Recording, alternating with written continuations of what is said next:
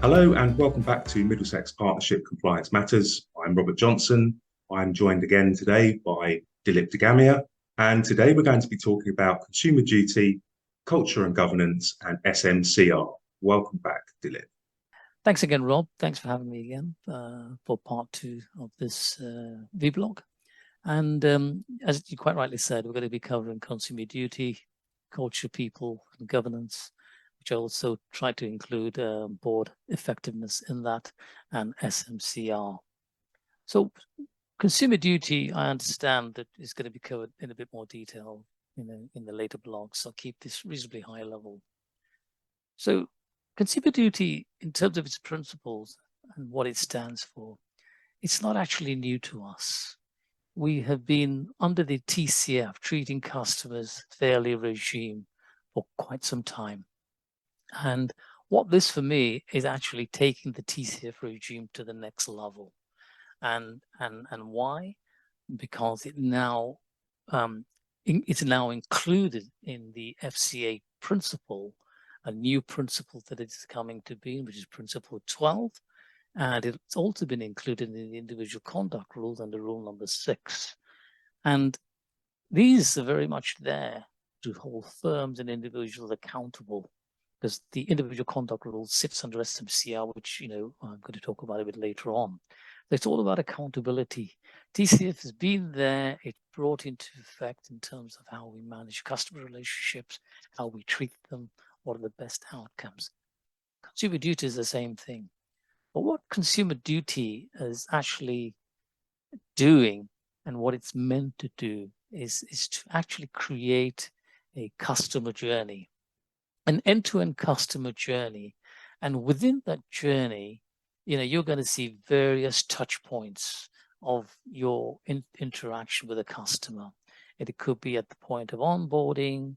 It could be at the point of offering them products, how we deliver the products to them, how we're communicating to them, how we're communicating the charging structure, etc. This is some very high-level themes. And what underpins that journey is, what are your controls? What are the key focal points that allows you to ensure that that journey remains smooth? And what do we learn from that journey? How to correct that journey for the constant betterment of that relationship? And so, for example, one school of thought would be that you have customer complaints, which again, as a measure under TCF, but customer complaints will allow you to hone in on areas of the journey that may be failing. So complaint, where you can actually have a pool of complaints, hopefully so firms don't have too many, but you can have a pool of complaints, and you can then probably put them in certain section and then align them to your journey. And when you align them to your journey, what you're saying is that something in that journey is failing. And when something in that journey is failing, it gives you the opportunity to correct. Because once you've corrected that, the relationship with the customer will also get better. So it's a moving theme, and once you've set the journey in place, you just can't put it to one side. You've got to move with that journey. You've got to move with the constant happenings, so that you can improve on your journey. And it's very, very important, because when the FCA did its little review late last year, it identified certain themes that were still far away from some of the banks that they reviewed, good, small and big banks. And some of the themes that came out was around culture and governance. Clients have to be confident that they're dealing with firms where treatment of customers is central to the firm's culture. That's why culture is very important, and I'll talk about that a bit later on. So, the impression that it gives me is that this could be a tool more than just being a regulatory requirement, that companies can actually use this as a tool to underpin their own reputational growth as much as anything else.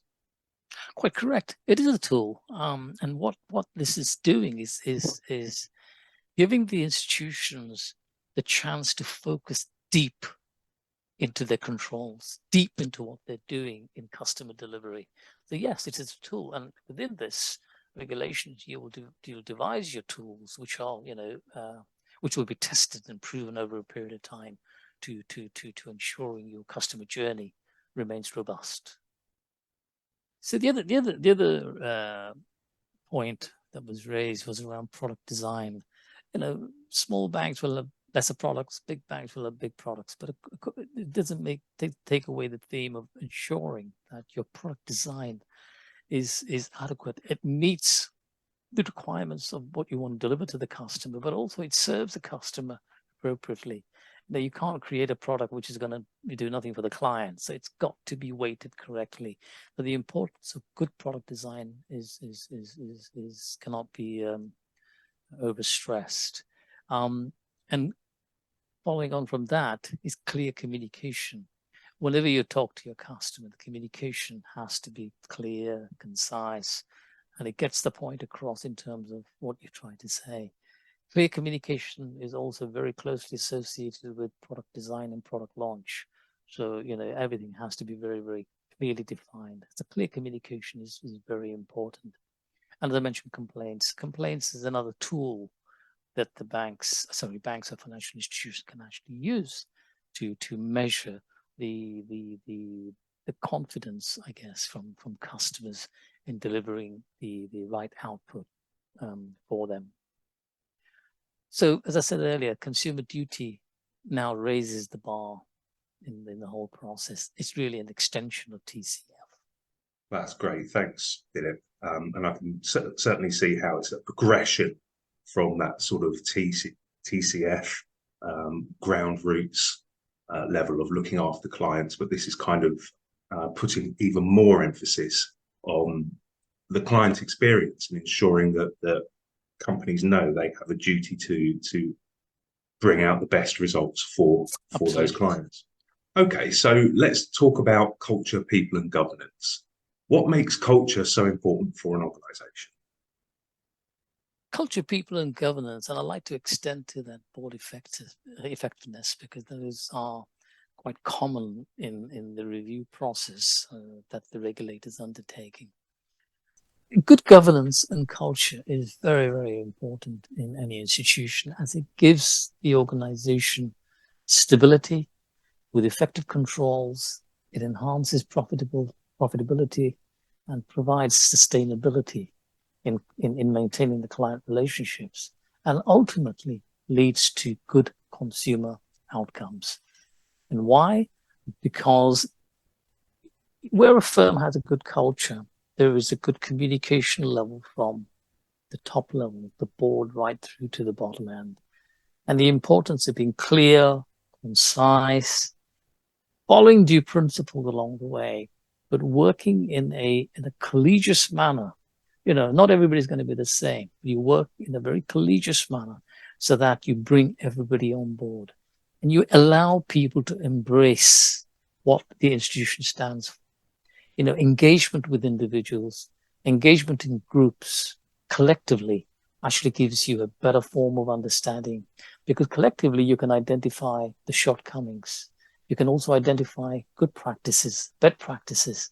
And when you put those together, you actually get a very uniform culture where everybody has a voice. Everybody's working together. It's a two-way communication channel.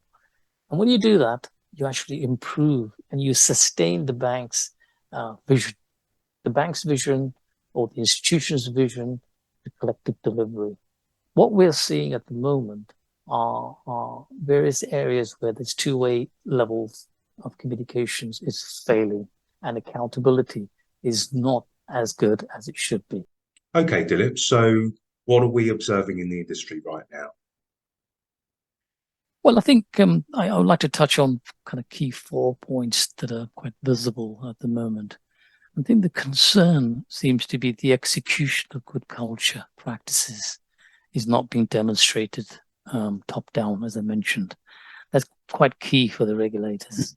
The other point is around inconsistencies in approach.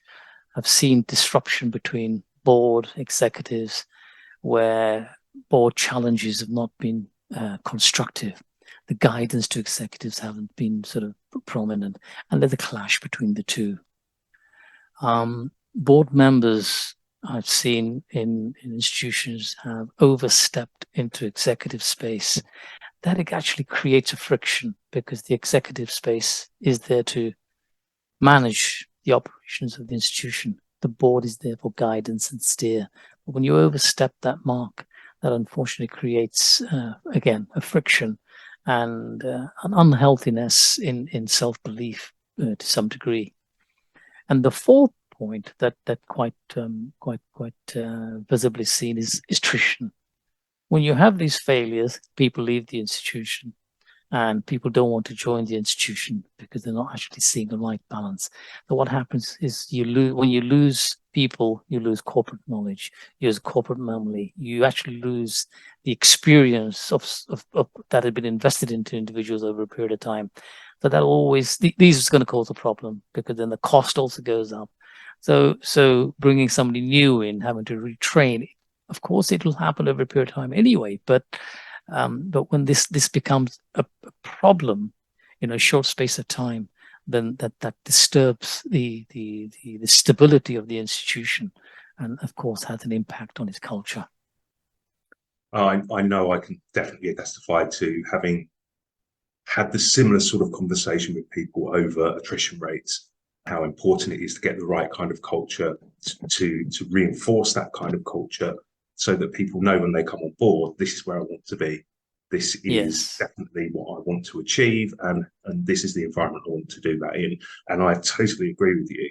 It's far more cost effective to get those things right than it is to recruit the same role every 12 to 18 months or so, while people are finding out when they come in that everything looks great to start with, but over time they realize this just isn't the right environment.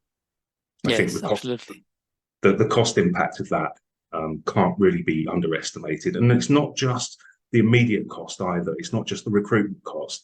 It's also things like team morale, what it does to team morale, seeing, especially managers, leaving their post, and then another manager coming on board, and then them leaving, having this cycle of people coming through. People in the lower ranks, so to speak, will not see that as a great environment for their future careers either. So I think it can be quite a widespread issue, actually. Absolutely. Well, that's great. Let's talk about SMCR. Tell me what your thoughts are on the regime. SMCR has been around since 2016, and it was introduced to enhance accountability to senior management, and enhancing accountability to ensure that controls and remain effective in institutions, and SMCR are held accountable for the lack of any control that could lead to potential problems in an institution. Recently, the regulators had launched a discussion paper on the subject matter, and I believe responses were due by the 1st of June. This just gone. The whole purpose behind this is to see where changes can be made.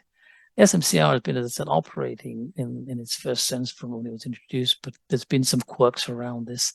There's been some technical issues and understanding around the subject matter.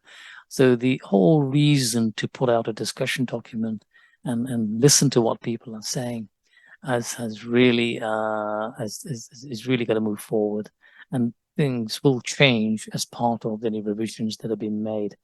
It's there for the regulators to aim to enhance the regime with a little bit of simplification, better understanding, and clarity. One of the key things that come to mind is the SMF approval process. There are too many quirks that sit within the application process and some overlaps. So there's a real need to just look at how things can be made simpler to understand, so that any applications that have been made, they don't result in delays because the understanding is clear. The rule book is quite comprehensive and quite detailed, but a little bit of simplistic application to this particular regime will really be of great benefit, because ultimately the correct application for this, the functionality of this will also help the customer delivery, but also strengthen individuals in really understanding what is it that they need to do, where they need to be, because holding an SMF function is a huge responsibility.